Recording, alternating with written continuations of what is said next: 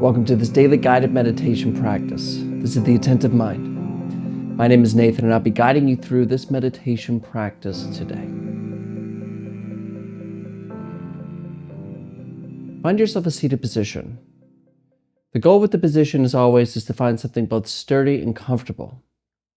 You don't want to feel like you're about to fall over, so you want a sense of stability, but you also don't want to be uncomfortable because then you'll just be distracted by your body during the meditation practice. So just find what works for you. Sitting in a chair is nice. You can even lie down, or you can sit in a formal meditation posture. Just find what works for you. We also keep our eyes open during this practice. But if you have learned to practice with your eyes closed, or you feel more comfortable doing so, go ahead and do that. There are no hindrances here. But if your eyes are open, go ahead and just leave the screen alone and drop your gaze gently down below you, kind of looking at the floor or the desk or whatever is just below you. We're not staring or analyzing at a particular spot in the floor, and we're also not zoned out and blurry. We have a gentle gaze directed softly, yet clearly downwards. You're in a nice, comfortable, and sturdy position, and your eyes are either closed or open. Gaze clear and softly downwards.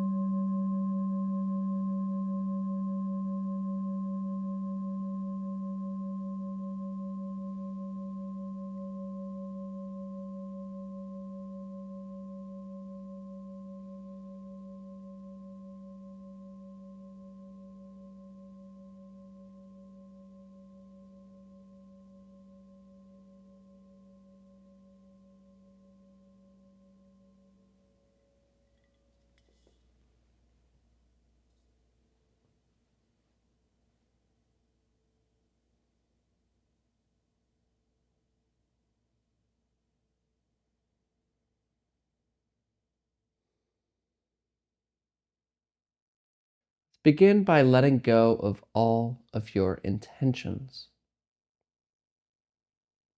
Everything you intend to do or want to strive for with this meditation practice, drop it.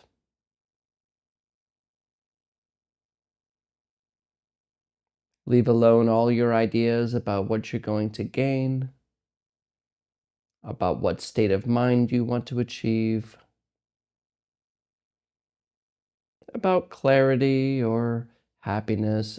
Let that all go. All of that is future thinking. And this practice happens now.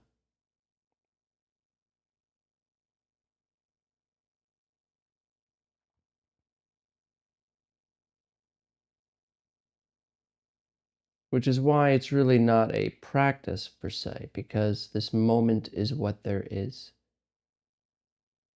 And practice involves future.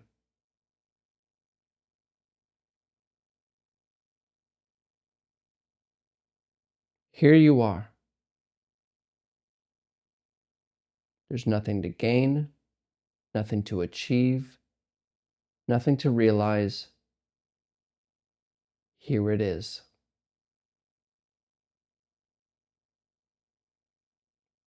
We begin this practice by letting go of our striving for the future, of our chasing after our desires. No matter how holy or spiritual you think your desires are, we let them go.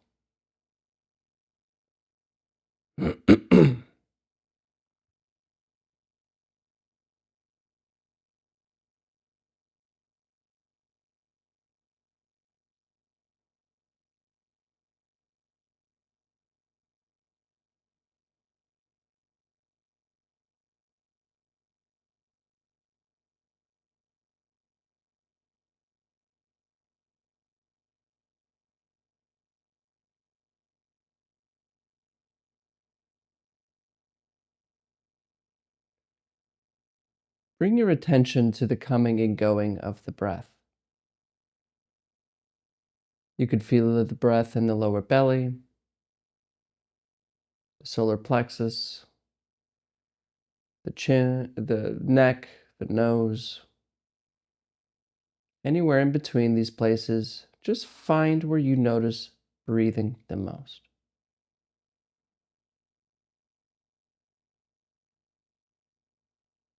And watch how it changes with each breath. And notice how the in breath is different than the out breath.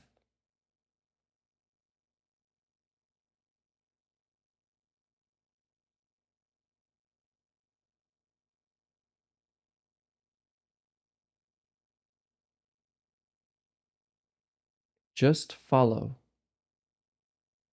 the breath and leave alone thinking and self talk, the daydream.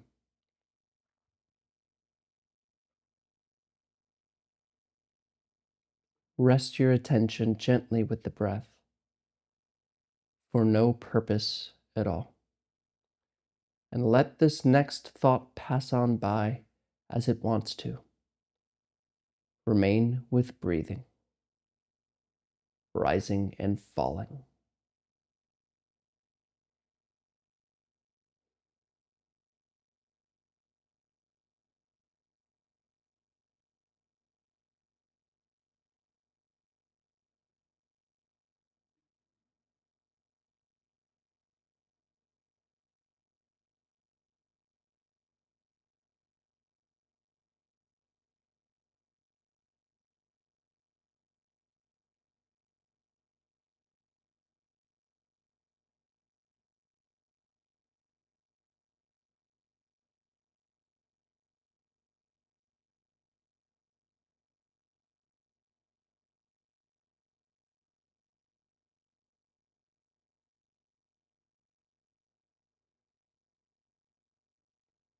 And I'm probably catching you thinking right now, worrying about something, lost in a daydream.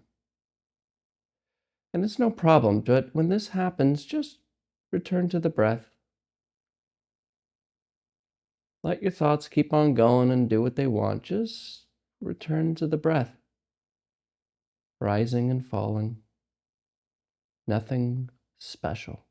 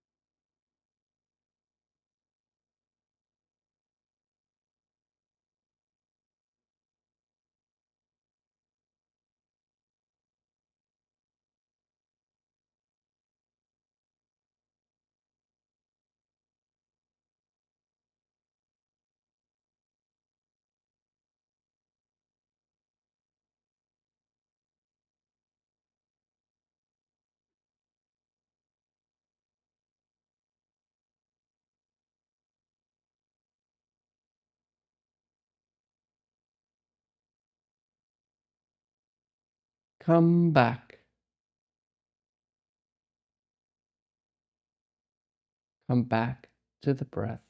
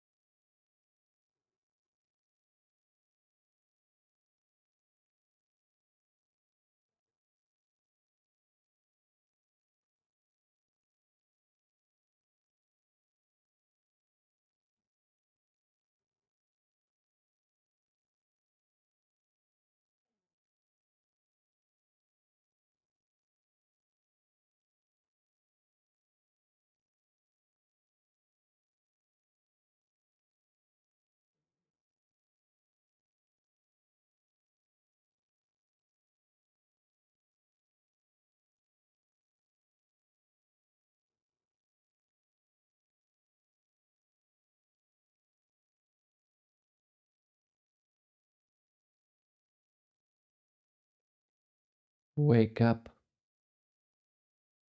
Wake up from thinking. Thoughts don't have to be quiet for us to notice the breath. Don't wait for a quiet mind or a peaceful mind. Don't wait for any kind of mind. Don't look for any kind of results. Remain with the breath. Let thoughts come and go as they please. Just don't give them your attention. Just keep coming back to the breath. Keep coming back to your life, here and now.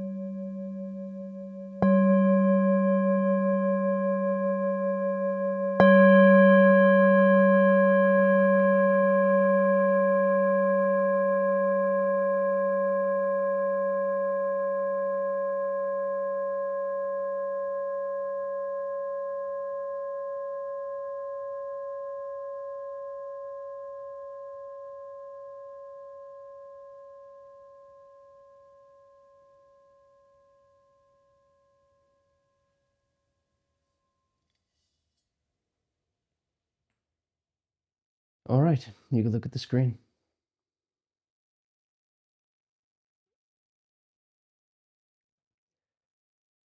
I run into some people who have a confusion about what does it really mean to wake up from thinking? What does that actually entail? Why are we even doing that? And I think the best definition of what this is, about what being lost in thought is thinking without knowing that you're thinking. A lot of us don't even know that we're thinking. In fact, I run into some people who claim that they don't really think that much. They're not a big thinker. But then I catch them sitting there like staring off in the distance in a daydream, which is rumination. Most of us, as a human species, we're just lost in thought. That's kind of our thing, really. We're rare animals to be able to think, to use language and manipulate sounds within our head to make communication is really remarkable, but it's also what ails us. Because this daydream, you can call it, being lost in thought without knowing it, thinking incessantly, talking constantly to yourself about this, that, and the other thing, isn't necessarily a voice that is good. Like your mind doesn't really treat you like a friend, does it? It's always criticizing. It's always saying, man, you should have done better than that. Like that's what you're gonna get today? Why are you drinking coffee without milk? I hate it. I hate coffee without milk. Why did she even give that to me? We all know those thoughts. Oh, that person shouldn't have done that. Just that kind of thinking. This type of thinking is natural to us. It's kind of negative because it's good for survival. But being lost in that thought all the time makes us think that our thoughts are real, that they are the case, they are what is happening. When I say things are dumb and annoying and frustrating, that's the truth, damn it. Is it? You must understand that waking up from thinking is simply knowing that you are not your thoughts. It's learning the truth that what this process is, it's automatic. As much as it may feel that you control your thoughts, you don't. In fact, you don't control the one that thinks it controls its thoughts. But there is something that sees all of it, and that thing itself isn't thoughts, and it's really you. But my words won't help you. You have to be alert and look. Leave thinking alone. Watch the breath. Let thoughts come and go as they please. Then you can see for yourself that the you think you are is just more thinking. And it is not real. Real in the sense that the menu isn't the actual dinner. The menu's real and the food is real, but when the menu's trying to talk about the dinner, it itself isn't the dinner. It's just a description. So thoughts are real and things, but the contents themselves, their efforts to describe reality is a sham.